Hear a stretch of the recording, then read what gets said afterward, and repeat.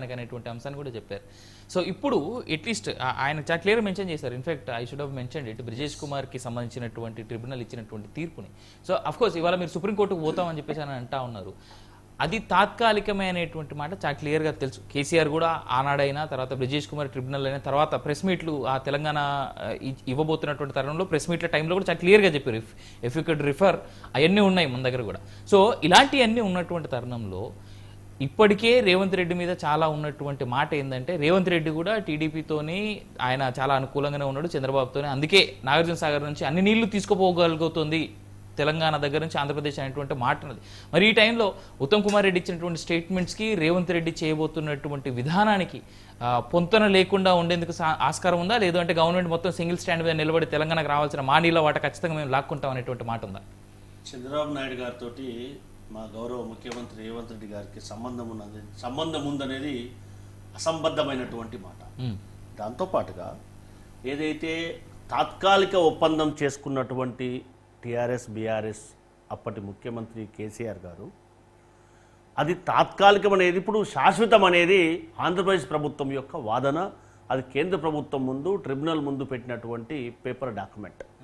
దాంతోపాటుగా ఏదైతే బ్రిజేష్ కుమార్ ట్రిబ్యునల్ సూచించిందో దాంతోపాటుగా రీఆర్గనైజేషన్ యాక్ట్ ప్రకారం న్యాయబద్ధంగా తెలంగాణ రాష్ట్రానికి రావాల్సినటువంటి జనాభా ప్రకారం కాకుండా అక్కడ ఉన్నటువంటి వైశాల్యం ప్రకారం, అంటే దిగువ ప్రాంతంలో ఉన్నటువంటి భూమి ఆధారంగా ఆ ప్రాంతానికి రావాల్సినటువంటి వాటా న్యాయబద్ధంగా ఏదైతే రావాలో దానికోసం ప్రజాప్రభుత్వం ఒకే స్టాండ్ పైన ఉంటుందనేది మనం అందరం కూడా వాస్తవాన్ని గ్రహించాలా. అదే రకంగా ప్రజాప్రభుత్వం పనిచేస్తూ ఉంది, అందులో ఎలాంటి అనుమానం అనేది లేదు.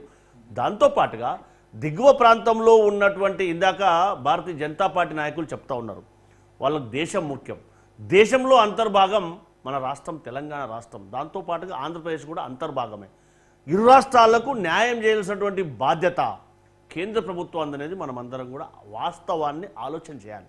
వీటన్నింటినీ తెలంగాణ రాష్ట్రానికి ఇవ్వాల్సినటువంటి ప్రాజెక్టు అనుమతులు కానీ, ఆంధ్రప్రదేశ్ చేపడుతున్నటువంటి ఏవైతే అనుమతులు లేకుండా, అపెక్స్ కౌన్సిల్ అనుమతి ఇవ్వకపోయినా, పర్యావరణ అనుమతులు లేకపోయినా, ఎక్కడైతే నిర్మాణాలు చేపడుతుందో వాటిని ఆపవలసినటువంటి బాధ్యత.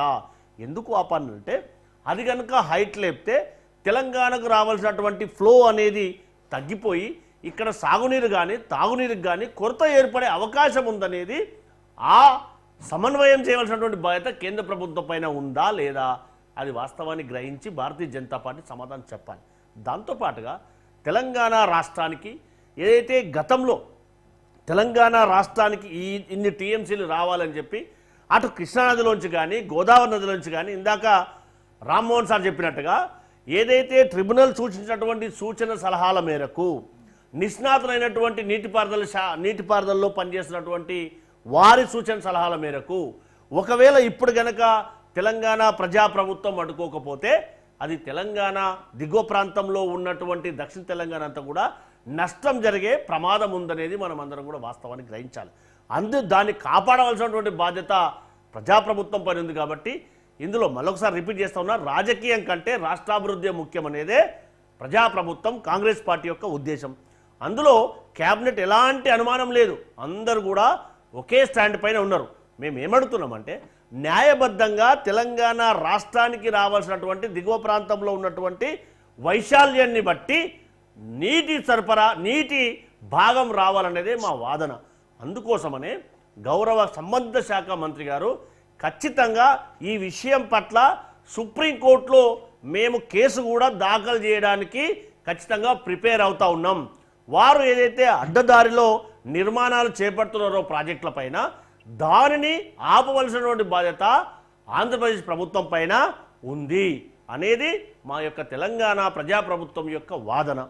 తెలంగాణ రాష్ట్రంలో ఒకవేళ దిగువ ప్రాంతంలో మనం గనక వదిలిపెడితే ఆ ప్రాంతం అంతా కూడా నష్టపోయే ప్రమాదం ఉంది. కాబట్టి దాన్ని కాపాడడం మా ప్రాథమిక ధర్మం. కాబట్టి ఆ దిశగానే ప్రజాప్రభుత్వం పనిచేస్తూ ఉంది. ఏదైతే కృష్ణా, ఇందాక నాగార్జున సాగర్ గురించి అన్నారు, నాగార్జున సాగర్ వాటా ఖచ్చితంగా మనకు రావాలి. కానీ దురదృష్టం ఏంటంటే BRS TRS party social media దాన్ని గోరంతలు కొండంతలు చేసి తెలంగాణ రాష్ట్రానికి రావాల్సినటువంటి నిధులు మేము రావట్లేదని చెప్పి అబద్ధాన్ని ప్రచారం చేస్తే ఎవరు మేము చేయలేము. కానీ ఖచ్చితంగా ఏదైతే తెలంగాణ లిఫ్ట్ ఇరిగేషన్ కానీ బనకచల్ర ప్రాజెక్టు కానీ హైట్ కనుక పెంచితే, నిర్మాణం ఉన్నదానికంటే పెంచితే ఆ తెలంగాణ రాష్ట్రానికి, దక్షిణ తెలంగాణకు నష్టం జరిగే అవకాశం ఉంటుంది. దిగువ ప్రాంతంలో ఉన్నటువంటి మహబూబ్నగర్ కానీ, నల్గొండ కానీ, రంగారెడ్డి జిల్లా కొంత ప్రాంతం కానీ, ఉమ్మడి ఈ జిల్లాలో కొంత మేరకు నష్టపోయే ప్రమాదం ఉంది అనేది మా వాదన. కాబట్టి న్యాయమైనటువంటి వాదన. కాబట్టి ఎస్, దేశంలో అంతర్భాగం రాష్ట్రాలు కాబట్టి రాష్ట్రాల ప్రయోజనాలు కాపాడవలసినటువంటి బాధ్యత కేంద్ర ప్రభుత్వం పైన ఉంది.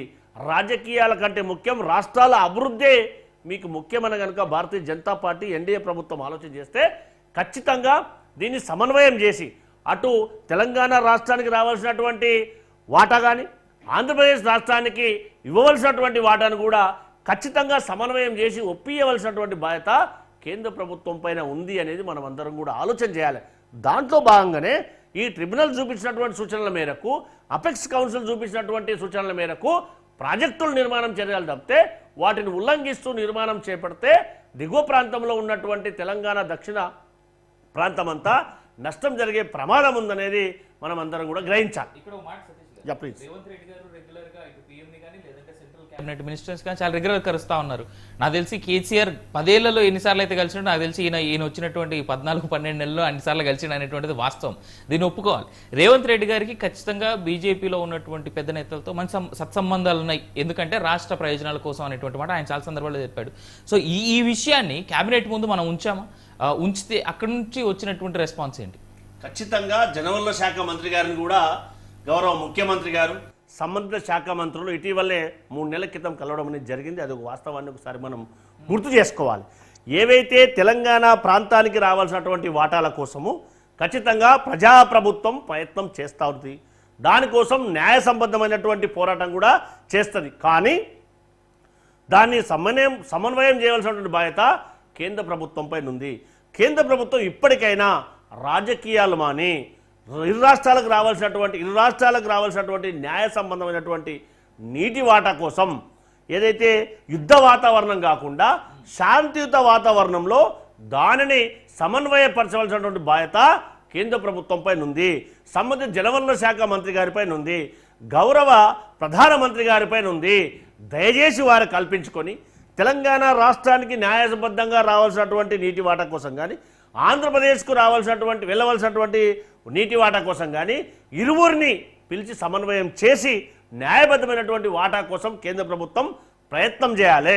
లేకపోతే మేము రాజకీయం చేస్తాం, మీరు ఎన్నిసార్లు విజ్ఞప్తులు చేసినా మేము పట్టించుకునే చెవిటల ముందు శంఖమూదినట్టుగా వ్యవహారం చేస్తే ఖచ్చితంగా ఇటు తెలంగాణ ప్రజలు కానీ యావత్ భారతదేశం కానీ వాస్తవాన్ని గ్రహిస్తనేది మనం గ్రహించాలి. ఇప్పటికైనా భారతీయ జనతా పార్టీ వాస్తవాన్ని ఆయా రాష్ట్రాలకు రావాల్సినటువంటి నీటి వాటాల కోసము ఉన్నటువంటి పరిధులలో సమన్వయం చేయవలసినటువంటి బాధ్యత వారిపైన ఉందా లేదా? అది చేయకుండా రాజకీయాలు నేను కొట్టినట్టు చేస్తా, మీరు ఏడ్చినట్టు చేయండి అని చెప్పి ప్రాజెక్టులు కట్టుకోవడానికి ఒక రకంగా ఎంకరేజ్ చేస్తూ నిధులు కేటాయిస్తూ తెలంగాణ రాష్ట్రానికి బైఫర్కేషన్ యాక్ట్లో ఉన్నటువంటి నిధులను కూడా కేటాయించకుండా వివక్ష చూపుతుందా లేదనేది కూడా మనందరూ కూడా బాగా తెలుసు. ఇవన్నీ పక్కన పెడితే నీటి వాటా కోసం ఎక్కడ కూడా తెలంగాణ ప్రజాప్రభుత్వం కాంప్రమైజ్ అయ్యే ప్రసక్తి అనేది ఉండదు. అమర్నాథ్ గారి దగ్గరికి వెళ్తా. అమర్నాథ్ గారు ఇప్పుడు రామ్మోహన్ గారి మాటలు కానీ లేదా సతీష్ గారి మాటలు కానీ నాకు తెలిసి మీరు చాలా క్లియర్గా వినారని నేను అనుకుంటా ఉన్నాను. ఇప్పుడు ఎట్లా చూసుకున్నా కానీ ఇప్పటికే తెలంగాణ రాష్ట్రానికి ఇది వాస్తవంగా కనిపిస్తున్నటువంటి గత 10 ఏళ్ళుగా 11 ఏళ్ళుగా తెలంగాణ రాష్ట్రం అనుభవిస్తున్నటువంటి బాధే. ఆల్రెడీ ఇప్పటికే రావాల్సినటువంటి వాటాలో దాదాపు 50%, రావాల్సిన వాటాలో 50% కోతలోనే ఉన్నది తెలంగాణ రాష్ట్రం ఆల్రెడీ. సో అలాంటిది ఇప్పుడు ఈ కొత్త ప్రాజెక్టుల వల్ల ఇంకా అన్యాయం జరగబోతా ఉంది కదా. మరి దీనికి సంబంధించి ఇటు చంద్రబాబు నాయుడు దగ్గర నుంచి కానీ లేదా అంటే క్లియర్గా చెప్పాలనుకుంటే ఎన్డీఏ ప్రభుత్వం దగ్గర నుంచి ఎలాంటి స్టేట్మెంట్స్ అయితే రాలేదు.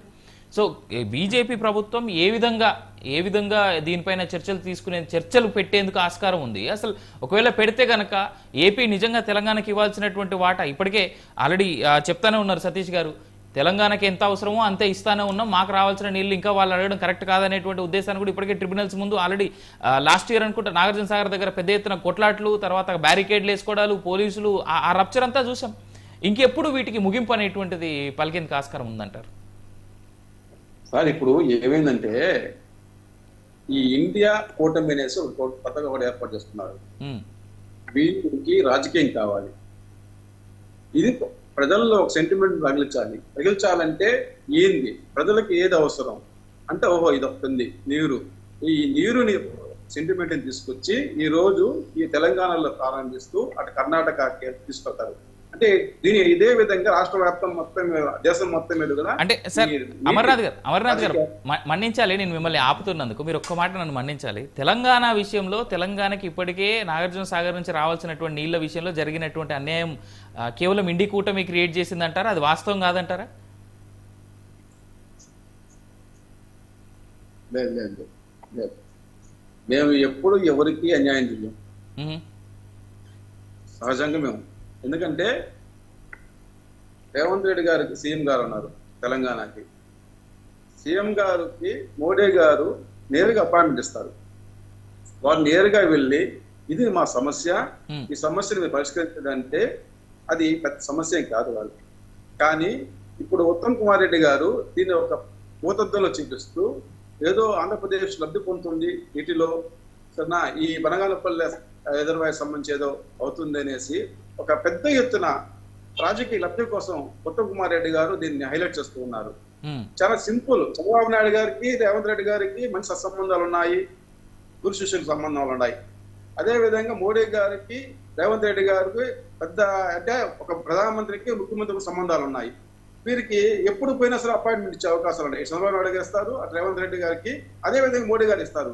కాబట్టి వీరి రేవంత్ రెడ్డి గారు వీళ్ళని కలిసి ఒకసారి ఇది మా రాష్ట్ర పరిస్థితి, మాకు రావాల్సిన హక్కు మాకు ఇవ్వండి అని ఒక వినతి ఇచ్చినంత మాత్రం ఇస్తే ఏం పోయేదేం లేదు కదా.